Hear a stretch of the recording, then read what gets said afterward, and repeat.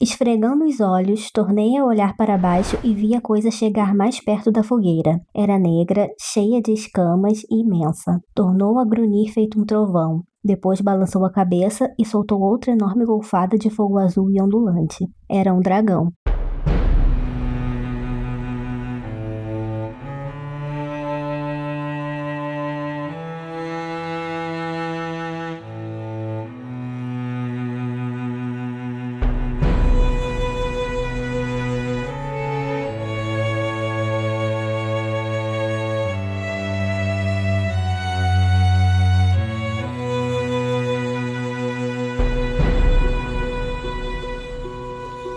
Oi pessoal, vocês estão ouvindo o 30º episódio dos Quatro Cantos, o podcast de releitura da Crônica do Matador do Rei, do Patrick Rothfuss. No episódio de hoje, que se chama O Dracos, a gente vai comentar os capítulos 74, 75 e 76 do Nome do Vento. Eu sou Arthur Maia e tá aqui comigo hoje a Rayane Molinário. Oi gente, tudo bem? Mas também, antes de eu seguir, eu queria lembrar vocês que vocês podem nos apoiar no Catarse, né? E dependendo da quantia, também vocês vão receber aí marca-página, bloquinho, participar do sorteio, grupo no Telegram, jogar coisas com a gente de vez em quando. E também poder participar aqui do programa conosco, né, de tempos em tempos. Então eu queria agradecer a todos os nossos apoiadores. Muito obrigado aí pela participação. Alessandra Alves, Érica Raquel, Vinícius Silva, Tainá Bustamante, Josiane Zambon, Ramon Fernandes, Pedro Rodrigues, Renan Rebeque, César Catizani, Daphne Mendes, Newton Capistrano, Mariana Ferreira, Bruno Kelton, Tairan Rebelo, e é isso aí, ou quase isso aí. Porque além de todos esses que eu falei agora, nós temos hoje 2 convidados, né? 2 dos nossos apoiadores estão aí com a gente, e é um prazer receber eles, e também muito obrigado tanto pelo apoio quanto por virem nos salvar pelos vários imprevistos que a gente teve. Ia ficar só eu e a Rayane, mas a gente conseguiu essa força aí. Sejam muito bem-vindos. Muito bem-vindos. Muito obrigado, então, Felipe Vidal. Oi, Arthur. Oi, pessoal. Prazer enorme estar aqui com vocês. E o Lucas Queiroz. E aí, pessoal, beleza? Muito obrigado pelo convite. Nós que agradecemos mesmo. A gente tem pra hoje, então, 3 capítulos. A gente tava comentando agora, antes de gravar, que eles são bem curtos e bem objetivos, muito diferente dos últimos capítulos que a gente tava fazendo, né? Que, em geral, eram... nos últimos 3 episódios a gente fez um capítulo só por episódio e eles eram gigantes. E com muita coisa também. Muita coisa e confusos. Teve aquele episódio que tava eu, tu e o Eric, que a gente falou absolutamente tudo fora de ordem. Sim, o roteiro foi pra nada. Foi. Pior que tava bem direitinho, enfim. Foi o Eric que fez, não fui eu, por isso que tava direitinho. Então a gente vai começar agora pelo capítulo 74, que se chama Marco do Percurso. Eu acho curioso o título desse capítulo, pelo menos, por 2 motivos. De fato, ele tem marcos do percurso nele, mas eu acho tão menores a participação deles nesse capítulo do que em outros. Por exemplo, me parece muito mais significativo e simbólico, por exemplo, naquele capítulo que, quando o Kvolf e a Dena se conhecem, né, que eles sentam nas marcas do percurso e tal. Nesse aqui, eu não sei, eu achei elas apagadinhas. É só um lugar que eles vão. É porque o que acontece é que, primeiro, esse marco, ele vai voltar a aparecer, né, sem o spoiler, numas cenas bem interessantes, mas meio que eu acho que ele é importante porque tá presente naquele spoiler que ele deu no início do livro, né, que ele fez o que ele fez, é uma das coisas importantes que ele citou, vai aparecer lá mais na frente, né? E aí meio que tudo começa, o começo, o meio e o fim é aí, né. Se o Kvolf já contou, não é spoiler, tá? Pode falar. É verdade. Inclusive, acho que tem mais relevância na primeira vez que a gente escuta sobre os marcos do percurso, né, que eu acho que é no capítulo que o coach quase morre. Vocês lembram quando ele estava tentando chamar... Acho que o nome do capítulo era o Nome do Vento, inclusive. Nos primeiros capítulos. Que ele se engasga, né? Que o pai dele até lê uma poesia sobre os marcos do percurso e tudo mais. Que eles explicam, né, a importância. Exato, que você começa a conceber que pode ser, quer dizer, no folclore ali deles, né, na poesia que ele declama ali, que pode ser muito mais do que uma pedra no meio do nada, sabe? Capítulo 14, achei aqui. Eu acho que é Nome do Vento, não é o nome desse capítulo? Isso mesmo. Aqui, ó. A poesia que o pai dele fala é: feito a pedra de atrair para quem está adormecido, é pela pedra erguida vista em toda a velha estrada, que se vai mais e mais fundo até o reino encantado. Marco milhário para quem em monte ou vale se deita, marco cinzento leva não sei o que, não sei pra que, eita. Nossa. Eu acho que a gente riu disso, né, no O episódio eita. que a gente comentou do eita. Eu tô aqui com a parte em inglês. Eu nunca conseguiria traduzir isso dessa forma. Como é que tá no original, o eita? Ah, tá. Greystones leads to something else, entre aspas. Que eu não faço ideia do que seja. Eu até tentei pesquisar, ver se tem algumas teorias em Eu acho que é relação a something else. Eu acho que é uma contração de else. Bom, pode ser. É porque tem 2 L's, né? Estranho. Mas deve ser isso. Eu acho que pela tradução, pelo menos. E eu acho interessante também, como eu já tinha mencionado, essa ocasião na qual eles dois se conhecem e eles acabam descansando no marco do percurso, né? Lá na primeira aparição da Dena, que isso é uma recorrência entre eles dois. E o marco do percurso, como a gente notou, ele tem um pouco essa aura mística, né? Essa ideia de quase de portal. Eu não sei muito bem o que fazer com isso ainda, mas eu acho que ele tá marcando esses momentos-chave, né? Essas pedras estarem lá em momentos chave da história, para além de uma possível funcionalidade, todo mundo especula que sejam portais e tal, eu acho que deve ter algum sentido simbólico também, sabe? Elas têm algum significado pessoal pro Kvolf.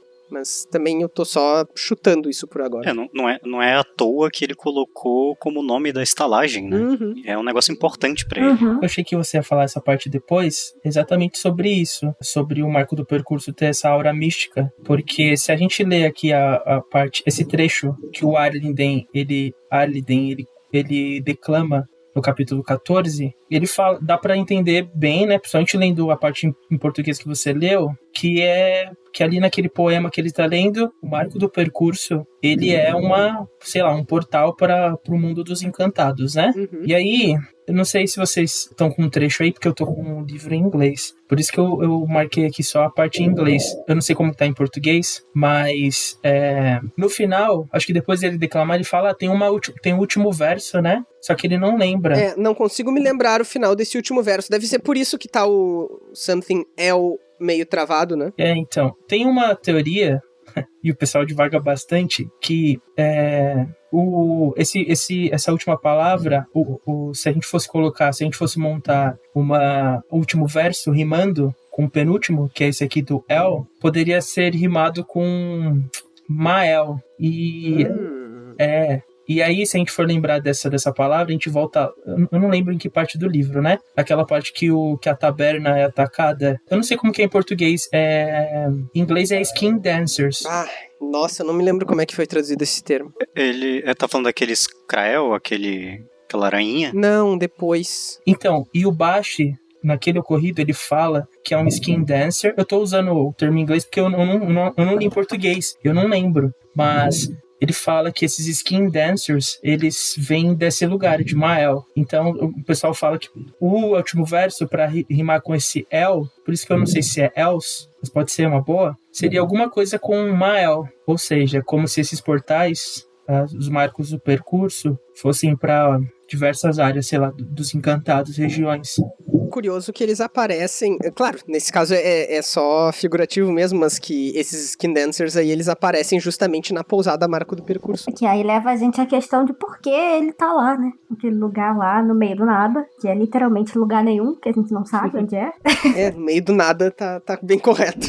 Bom, o Kvolf e a Dena, então, eles estão lá, né, sentadinhos no marco do percurso, quando eles veem um clarão azul. E aí o Kvolf pergunta pra ela se... Ele diz, tipo, então, eu não quero me meter, mas tu falou que o mestre Freixo tinha uma maneira de te comunicar que ele tava por perto, por acaso não é fogo azul, né?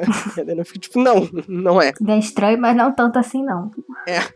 Talvez ele estivesse tentando pescar Será que ele tem relação com o Chandriano, alguma coisa do tipo? Mas eu acho que essa suspeita não faz sentido ele ter agora. Não, tem, né? Porque ela disse que o mestre Freixo meio que salvou ela naquele casamento, alguma coisa assim. E o Kvolf desconfia, né? Sim, eu acho que ele perguntou sim mesmo pra tirar a dúvida, sim, porque ele tava desconfiado. Não necessariamente que ele tinha uma ligação, mas que poderia ser uma pessoa perigosa, sei lá. E eu não sei, esse sinal do mestre Freixo é uma coisa que me intriga muito, que até a gente não comentou no super dossiê do episódio passado, né? Mas essa maneira dele de se comunicar com ela, porque quando a Dena faz o relato, ela fala muito pouco sobre de fato o sinal, né? O que me faz pensar que pode ter alguma coisa a ver com nomeação ou alguma forma de alterar o ambiente no qual ela tá, né, de uma maneira discreta. Mas, enfim, isso é só uma coisa que eu tô jogando aí pra... É porque a gente não tem como saber qual é o sinal. Ou até mesmo, tipo, falar o nome dela, né? É, também. O nome, né? Pode ser ou isso, ou nomes mais genéricos também, né? Do tipo, sei lá, nome do vento. E aí a Dena percebe que o vento tá meio estranho, daí ela, né? Bom, o Kvof e a Dena, eles começam a se preparar pra dormir, né? Porque eles já estão nessa mesma missão por bastante tempo, e tá ficando de noite. Isso ainda é o primeiro dia no qual eles estão em Trebon. E o Kvof começa a discutir, tipo, quem vai ficar com qual turno e tal, como é que a gente vai se organizar. E a Dena diz que ela não costuma dormir muito bem porque ela tem sonhos, né? Ela fica muito... Ela tem uma noite bem agitada. E ela fala isso num tom de quem não quer falar sobre isso. O que, mais uma vez, eu acho que reforça essa aura de mistério em torno dos traumas da Dena, né? A gente não tá falando só do mistério de onde ela vem, o que ela faz, mas de por quais coisas em específico ela passou que fazem com que ela não consiga dormir, né? Que ela não consiga relaxar e tal. Uhum. A Dena é claramente uma personagem atormentada, né? Pelo que a gente não sabe ainda. Ainda mais com os eventos recentes, né? E assim, a gente vai descobrindo, né, mais pra frente, algumas poucas coisas sobre ela, mas nesse caso também, além de tudo que ela já passou antes, que ela não dorme direito, ela ainda tá passando por um período de trauma, né, porque ela tava lá no casamento, aconteceu aquilo tudo, ela tava ferida, depois eles fugiram da cidade praticamente, e assim, não teve um descanso. Fisicamente real, também, assim, né? pra ela. Ela tá correndo de um lado pro outro desde quando ela acordou lá no casamento. Tanto que ela tá um pouco perturbada ainda, até lendo, assim, você percebe que ela tem uma parte do livro, não sei se é na 76, no capítulo 76, que ela é super ríspida com o coach. Uhum. Ela tá cansada, física e mentalmente. E os dois estão de uma maneira meio alterada aqui também, né? Porque o Kvof, quando o assunto é o Chandriano, ele fica obstinado demais, e até nos capítulos anteriores a gente comentou sobre como a Dena até tava rindo um pouco dele, porque ele tava todo atrapalhado, e ele tava mais impulsivo. É difícil ser mais impulsivo do que ele, né? Mas ele tava mais impulsivo do que ele mesmo. Então eles começam a especular, né? Qual pode ter sido a causa do massacre no casamento dos Mothin lá, e juntos eles acabam concluindo que o Chandriano não queria só se livrar do que foi que os Mothin tenham achado, né, quando eles estavam desenterrando as pedras e tal. Eles queriam também se livrar de todo o conhecimento sobre a tal coisa misteriosa. E quem diz isso e quem conclui isso, na verdade, é a Dena, e faz o Kvof repensar a situação da morte dos pais dele, porque não foram só os pais dele que morreram, foi todo mundo, toda a trupe, exceto ele. E aí isso me leva de volta à pergunta do porquê ele foi poupado, né? O Haliax estava meio com pressa na hora, né? Ele fala, tipo, vamos logo, antes que eles cheguem, alguma coisa assim, pro Gris. Mas pra mim nunca ficou muito evidente o porquê que uma criança que dava pra matar muito facilmente foi poupada, né? Não só porque que eles não mataram ele naquela hora, mas porque que eles não foram atrás dele, né? Também. A oportunidade não faltou, né? Ficou perdido por aí por muito tempo. Eu não sei se isso aparece no livro, mas é meio que se não é uma teoria meio própria, mas tipo, o Haliax, a gente não sabe ainda, né? Eu acho que essa parte vai ter que cortar, mas ele meio que sabe, ele meio que consegue ver facilmente os nomes, né? Ele tem uma relação muito íntima com a nomeação, pelos motivos que ainda vão aparecer, e aí meio que ele saberia o nome do Kvof, ele saberia onde ele tá, mas talvez aquela situação foi tão intensa, e depois que ele meio que digeriu aquilo tudo, aquilo mudou tanto ele que possa ter alterado quem ele é e por isso o nome dele, sabe? Pode ser. Nossa, eu acho que eu não lembro a última vez que eu li essa cena da morte dos pais do Colt, mas eu lembro que alguém fala pro Haliax assim, a gente precisa ir, eu acho que apressa ele, alguma coisa alguma ponta solta, né, que a gente não sabe, das diversas pontas soltas que ainda existem aí, devia estar acontecendo alguma coisa muito importante pra eles deixarem uma testemunha assim. Pois é. Pode ser o Zamir, pode ser aquela galera que vigia o Ktai, Ou né? eu tô brisando, né, sei lá. Não, tu tem razão, e o Haliax fala que eu tô procurando exatamente o momento, mas sim, é ele que manda o Gris parar e vamos embora rápido, mas tipo, 3 segundos, sabe, faz diferença. Aqui, ó. Eles estão vindo, disse Haliax baixinho. Levantou-se e a sombra pareceu borbulhar para fora dele como uma neblina tenebrosa. Depressa, para mim. Os outros se levantaram de seus lugares ao redor da fogueira. Gris se pôs de pé. Numa pressa atrapalhada, deu meia dúzia de passos cambaleando em direção ao fogo. Haliax abriu os braços e a sombra à sua volta se desdobrou como uma flor desabrochando. Então, cada um dos outros se virou com estudada desenvoltura e iniciou um passo em direção a ele, a sombra que o circundava. No entanto, enquanto seus pés baixavam, todos se moveram com mais lentidão e, pouco a pouco, como areia soprada pelo vento, desapareceram. Apenas Gris olhou para trás, com um toque de raiva nos olhos de pesadelo, e se foram. Então o Haliax disse que tinha alguém indo para lá. E quem é esse alguém, né? Porque se chegou... O Kvolt, ele ficou lá mó tempão, né? Ele fica naquela crise dele lá, em choque, e vê os corpos e tudo mais.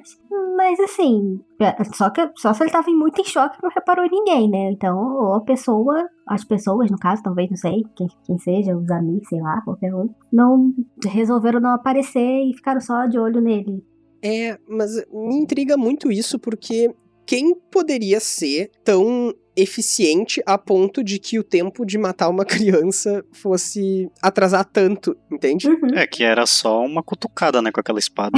Mas assim, eu lembro que nessa cena, depois que matam os pais dele, que o pessoal vai embora, ele começa, acho que ele adentra a floresta e começa a andar, depois ele para, e aí ele começa a tocar o alaúde dele, ele começa a tocar tanto que, eu não lembro, né, mas que começa a quebrar as cordas, sei lá. E, bom, talvez isso pudesse explicar por que ele não viu ninguém ali, né? Mas quando eu penso nessa cena, eu penso no óbvio, no Zamir, sabe? Eu tendo a achar isso também. Mas ele não entrou na carroça dos pais dele e até dormiu lá, alguma coisa assim, ou ficou... Tipo, eu sei que aconteceu alguma coisa que ele até começou a pegar fogo a carroça. Putz, é mesmo. Não, e se estavam chegando tão rápido... A ponto dele sair...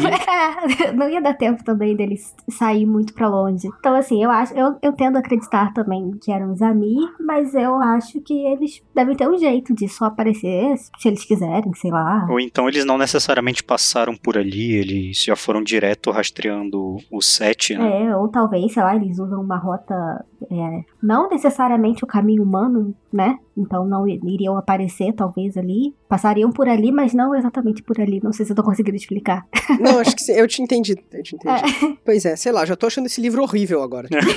Pior que parece mesmo, né? Parece que é um... Tipo, foi... O roteiro salvou o Kvolf, sabe?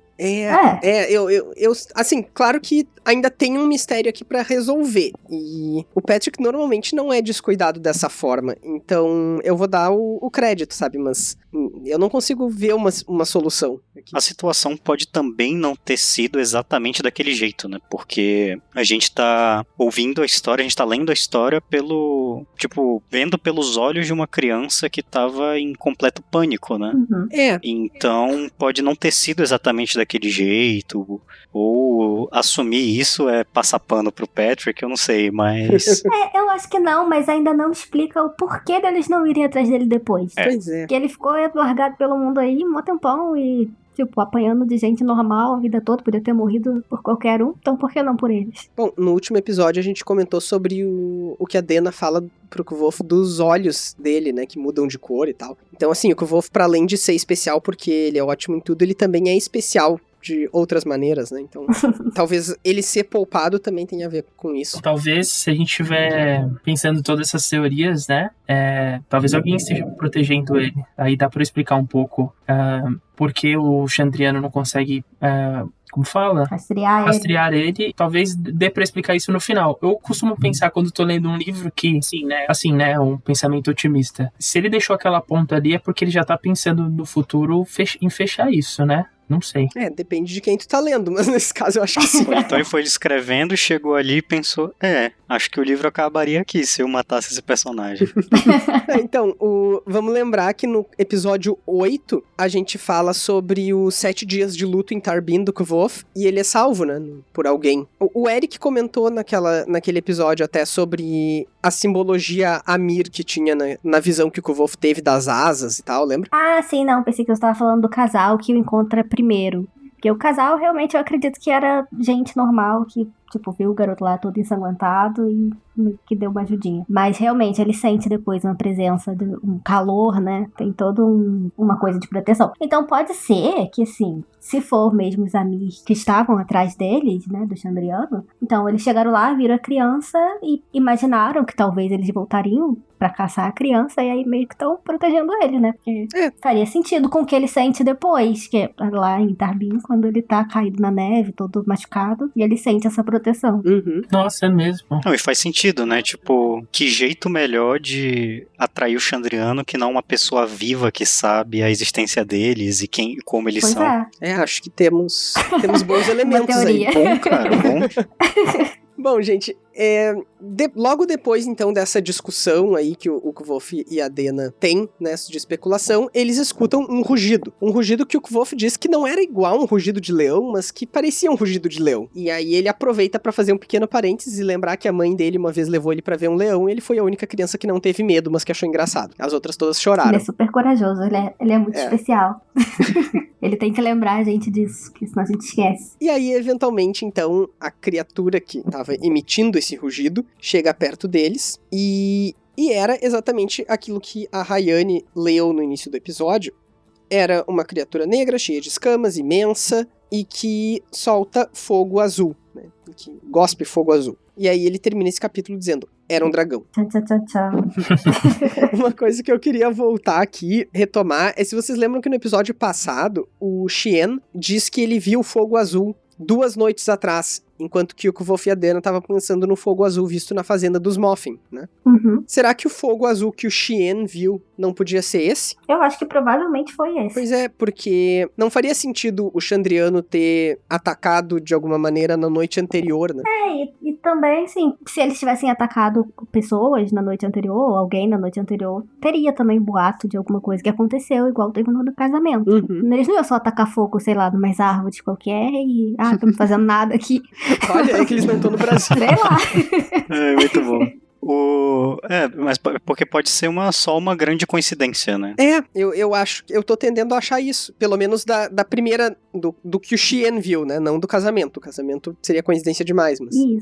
Eu não sei se vocês lembram a primeira vez que vocês leram essa parte, que ele fala que era um dragão, a reação que vocês tiveram, porque, tipo, a minha reação foi muito como no capítulo seguinte o Wolf esperava, sabe? O quê? Vocês não vão dizer que não existe um dragão? Ele ficou muito frustrado, tipo, foi exatamente isso. Não, sério? Aí já é demais, né? É um pouco estranho até, né? Porque não deixa de ser extraordinário. Um lagarto gigantesco que cospe fogo. Pois é. Não, tipo, a gente tá na história que a gente já engoliu que existe Chandriano, que existe... o Kvolf lá no início, ele fala que ele vai contar como ele passou a noite com a Feluriana, então, tipo, o dragão é o de menos, né? Eu super compraria se fosse um dragão de verdade. Eu acho que eu não compraria, porque o que acontece, pelo menos o que eu senti, por mais que tenha esses elementos extraordinários aí, o Chandriano, o Zamir, não sei o quê, mas... Até então, a história tá muito comum, assim, tipo, seguindo as regras que ele mesmo construiu, sabe? Isso é importante. Só que, além disso, mesmo sendo um lagarto gigante que cospe fogo, ficaria muito do nada, sabe? Muita tirei do bolso, mas ele já tinha mostrado que isso existia antes. Isso que eu achei legal, porque ele já tinha comentado desse livro lá no início, quando ele fala que ele tá lendo não lembro se era no arquivo ou se era naquela salinha do lado. Uhum. Ele comenta umas 2 vezes. Ele comenta quando ele encontra, né, o cronista, e depois quando ele tá com a Dev também, que ele leu na faculdade, na universidade. Isso. E tem a hora que ele lê mesmo. São 3 vezes então. Isso, é uma vez que ele entra, de fato, que ele entra na salinha... na qual porque ele não pode entrar no arquivo, né? Daí é quando ele entra naquela salinha de estudos e tal. Aqui também é aquela coisa de jogar com a expectativa, né, do leitor, que o Patrick faz muito. Tipo, joga um mistério assim e depois fala assim, não era nada disso não, peraí que eu vou explicar.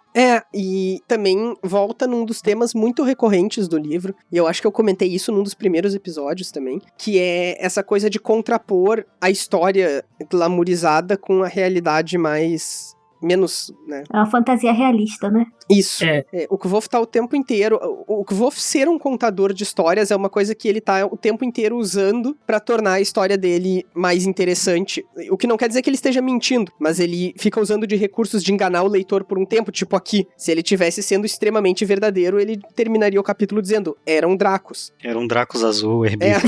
Mas é bem legal isso, né? Porque, assim, existe uma história toda fantástica, todo um mito ali por trás dele, mas enquanto ele conta a história pro cronista e ele tenta desmistificar ou dar a versão dele, ao mesmo tempo que ele tenta desmistificar, ele não deixa menos interessante. Acho que até a parte que ele é açoitado, que, sei lá, no mito parece que ele não sangra, ele deve ser, sei lá, alguma coisa encantada. E não, ele usou da perspicácia dele, da inteligência dele, de usar algo que não façam com que que o sangue dele coagule, sei lá. Então é interessante também essa parte da contação de história, que é exatamente o que você está falando, né? O livro abre com uma história do Taborlin, né, que é extremamente sem esse tipo de explicação ou de racionalização. É tipo, o Taborlin é muito incrível e ele tem todos os poderes do mundo. O Kvolf, ele tenta tornar a história dele mais realista, sem ser humilde também, mas tenta tornar a história dele mais realista, né? E mostrar o como ele chega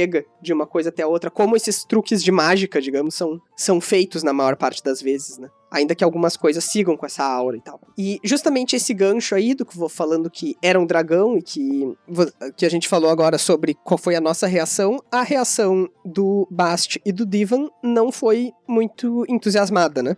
No interlúdio, que é o capítulo 75, que se chama Obediência, é um interlúdio de menos de uma página, o Kvolf fica cobrando deles que eles falem alguma coisa, o Divan reafirma aquele compromisso dele de não interferir na história, e o Bast daí diz, tipo, tá, não, tudo bem, eu posso dizer se tu quer. E aí o Kvolf fica super triste, porque não é pra fazer o que eu disse, é pra fazer porque vocês estavam desconfiados, não porque eu mandei vocês se desconfiarem. Eu acho que, no caso do Divan, é compreensível, porque, sei lá, ele escreveu um livro sobre isso. Então, pela descrição, ele provavelmente já sabia o que era. Então, por mais que o Coates tenha querido fazer esse mistério, essa coisa toda, ele já sabia. Então, tipo assim, vou só continuar escrevendo, porque ele tá a história dele, né? Não vou questionar também, mas ele meio que sabia, eu imagino. Com certeza. Eu acho que quando ele tava ouvindo, né, ouvindo e anotando, ele falou, era um dragão. Aí ele deve ter pensado, não, eram Dracos mesmo.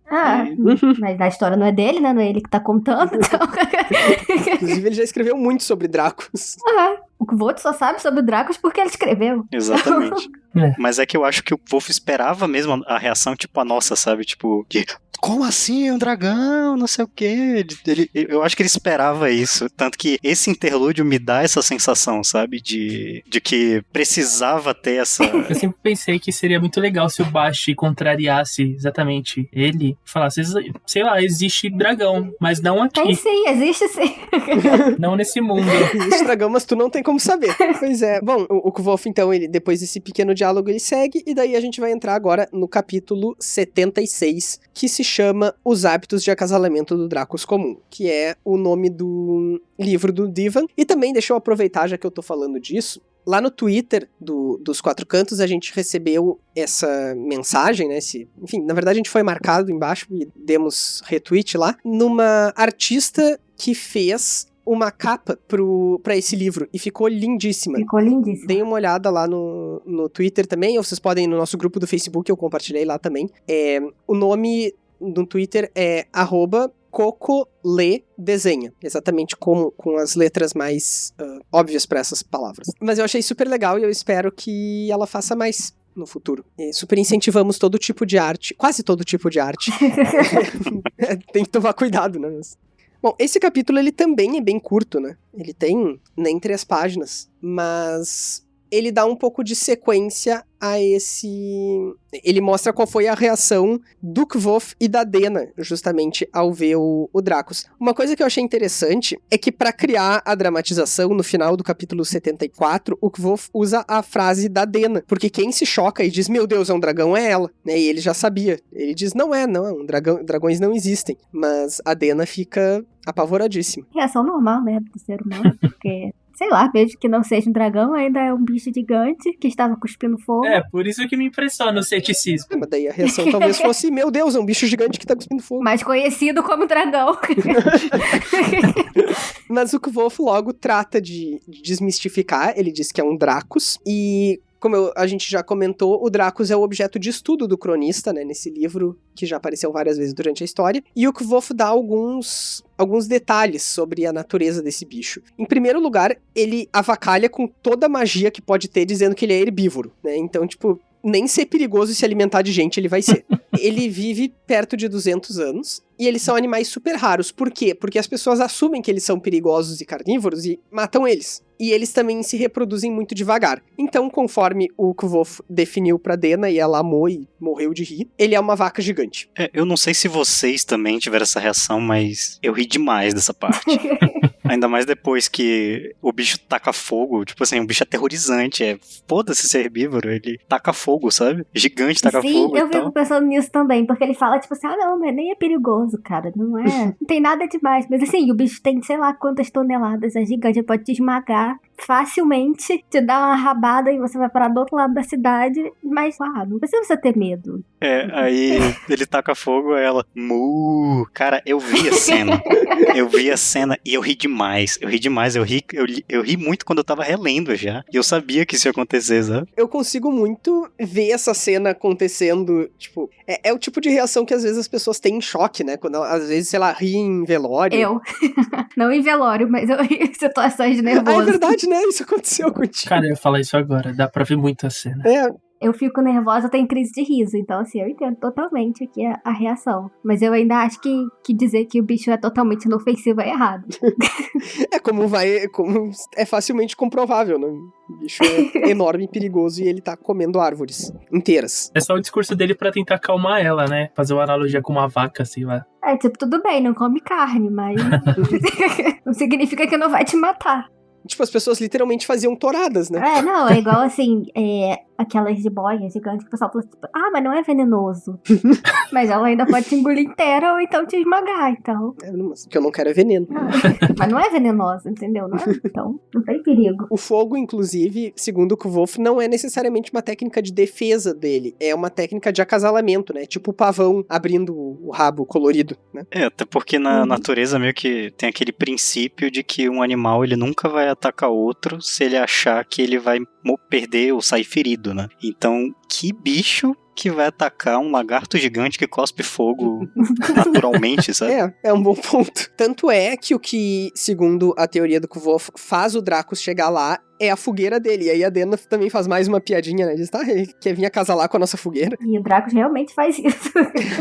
É porque eu não sei se é necessariamente isso, né? Ele até comenta que ele teria um mecanismo de apagar fogos, porque já que ele é um bicho que vive na floresta e taca fogo nas coisas, seria natural ele querer apagar fogos. Inconsciente, né?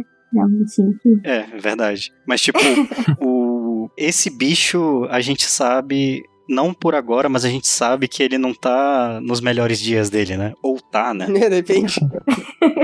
Não, brincadeira, não, ele realmente não tá. Ele tá particularmente violento, né, e atiçado, que é uma coisa também que o Kvolf não tinha como prever, né, quando ele disse que ele é inofensivo, porque é uma condição muito específica, né. Completamente natural, imprevisível. Eu gosto, na verdade, da representação de dragão aqui, até porque, embora eu viva lendo essas coisas, faz muito pouco tempo que eu sou leitor de fantasia em geral, assim, e esse foi uma das primeiras coisas que eu li mais a fundo e que eu reli depois e tal. Então, eu tava saindo de um monte de livro com dragão quando eu peguei isso aqui, sabe? E com dragões que, frequentemente, eu acho que o dragão é um recurso meio preguiçoso pra história. E aqui eu não acho que ele foi, assim como eu não acho que o Martin é, mas como tem vários autores que já me decepcionaram um pouco quando apareceu um dragão do nada e ele era super poderoso e tal. Um exemplo de dragão que eu não gosto, que talvez alguns de vocês tenham ou lido, ou depois teve a série, né? É o dragão que tem em The Witcher, que é um cara que se diz... aliás, o dragão, ele pode se transformar em pessoa também, né? E daí... enfim, ele é um ser que tá sendo perseguido lá, numa caça ao dragão, e o dragão tá junto na caça. Ah, é mesmo, lembro. Eu não sei, eu achei um recurso fraco. Depois lá na Robin Hood também, na trilogia do assassino, tem dragão, e os dragões também aparecem sem muita razão, e é uma coisa bem esquisita, então sei lá. Mas eu acho que o Rothfuss sabe lidar com o dragão dele justamente porque ele não tá querendo fazer a mesma coisa que tem no Hobbit, sabe? É o princípio do uso de clichê, né? Clichê não necessariamente é ruim, mas se tu vai usar, ele tem que ser muito bem usado. E aí é por isso que nessas obras aparecer um dragão é mesmo tipo, tá bom, bora lá. Dragão, super poderoso. Pelo Bora. menos dá um propósito. Eu acho que o primeiro dragão que me marcou foi o do Shrek, que é um excelente dragão. A gente tá, eu falei brincando, mas o Shrek faz exatamente isso que o Lucas falou em muitos momentos, e eu acho que o Rothfuss também faz. A história dele é cheia de clichês, mas eles são muito bem executados. E é mais do que isso, né? É um monte de clichê em um personagem só. Uhum. E, tipo, fica bom, continua bom. É meio diferente isso. A gente falou em algum episódio que eu não lembro qual, acho que foi no do Eloding, que os personagens secundários, em geral, eles são bastante bidimensionais, assim, eles são bem previsíveis, né? Tipo, a Devi, o Eloding, a Ori, mas a gente gosta muito deles, porque eles são muito carismáticos. E eu acho que vocês, inclusive, comentaram isso, mas eu acho que eles são bidimensionais justamente porque tudo ali é a perspectiva do Kvolf, né? Uhum. Então a gente não sabe nada sobre eles que não seja o que o Kvolf ficou sabendo, o que eles falaram pra ele. A impressão que o Kvolf tem deles com certeza influencia no ângulo, né, da conversa, ou nos próprios comentários do próprio Kvolf durante. Por exemplo, o Ambrose não deve ser... Não, é papo, ele é bom, ele é ruim sim. Mas, por exemplo, se a gente pegar a Dena, o Kvolt, ele pensa nela super positivamente, mas a maioria não, muitos dos leitores simplesmente não gostam dela, por não gostar mesmo. Então... Mas eu acho que a Dena é exceção. não, sim. Mas... A Dena é exceção porque muitas vezes ela contradiz o discurso do Kvolf sobre ela. Então, mas aí entra nisso também, tipo, a própria versão dele que ele dá não influencia tanto nesse sentido. E a gente tem a opinião de outros personagens sobre ela, né?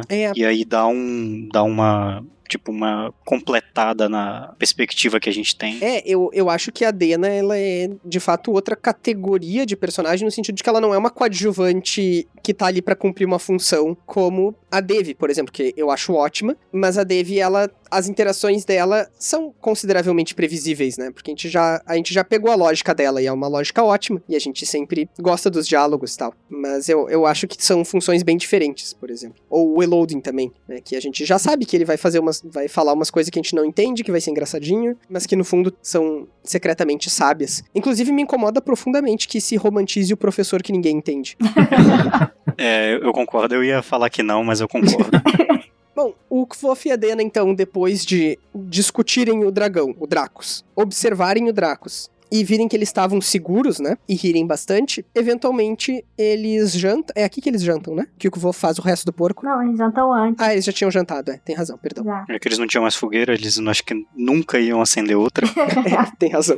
Eles jantam no finalzinho do capítulo anterior, né, que a gente leu, antes do interlúdio. Eu lembro desse capítulo, porque da primeira vez que eu li esse livro por causa do Arthur, né? Ele que me indicou. De nada. E aí, logo no comecinho, na época, eles estão comendo guisado.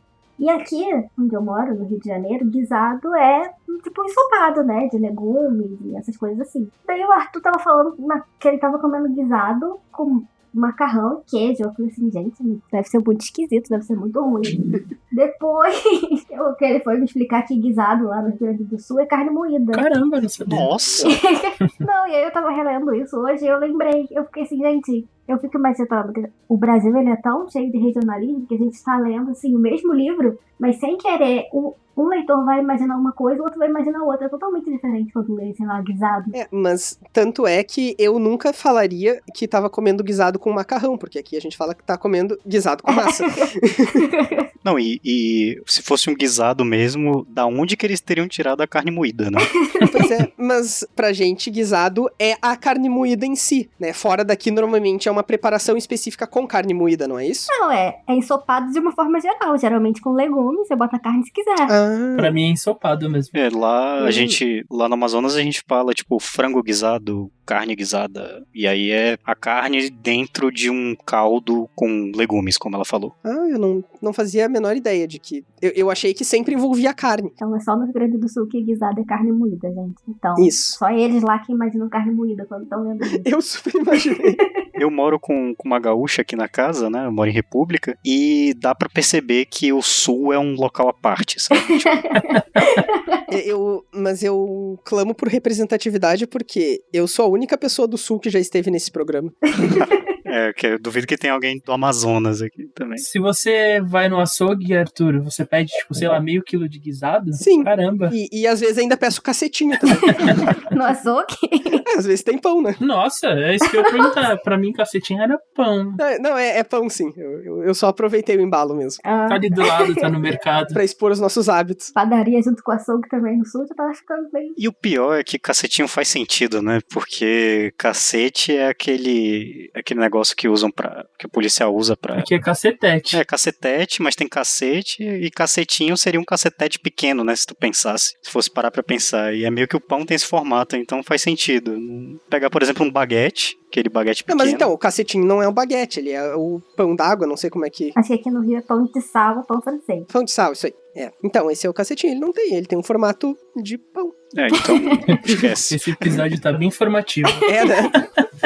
A gente já tá 5 minutos falando sobre... Eu vou ir fundo nas referências culturais aqui, mas uma coisa que sempre me deixou muito intrigado é que a panificadora Alfa, da propaganda famosíssima da panificadora Alfa, não é no Rio Grande do Sul, e eles falam cacetinho naquele comercial. Só pra chamar a atenção. Pode ser. No Amazonas a gente chama de pão massa grossa, o pão francês. Esse eu não conhecia também. Aqui no Rio alguns lugares também falam. Ou é pão de sal, ou é pão francês, ou massa grossa. E massa fina é aquele... Não sei explicar, né? Pão de cachorro quente, né? Tipo pão de cachorro quente. A gente chama de massinha, que não é macarrão. Gente, mais alguma coisa dos capítulos? Acho que não, né? Acho que não. Mais alguma coisa de regionalismos?